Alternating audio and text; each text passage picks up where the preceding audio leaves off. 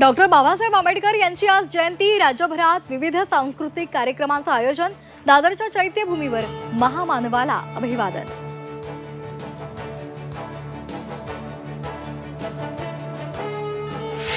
दिल्लीतही आंबेडकर जयंतीचा उत्साह। संसदेच्या आवारात पंतप्रधान नरेंद्र मोदी आणि राष्ट्रपतींसह राहुल गांधी आणि सोनिया गांधींकडून महामानवाला अभिवादन।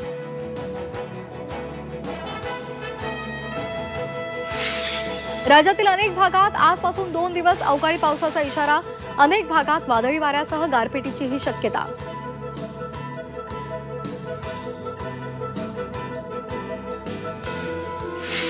पंजाब नॅशनल बँक कर्ज घोटाळा प्रकरणामध्ये फरार हिरे व्यापारी मेहुल चोक्सीला अटक केल्याची सूत्रांची माहिती।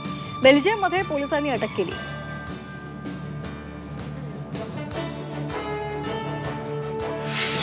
कर भरण्यात महाराष्ट्र क्रमांक 1 वर। महाराष्ट्रामधील तब्बल 1.39 कोटी नागरिकांनी भरला कर। देशामध्ये 9.19 कोटी करदात्यांनी टॅक्स भरला।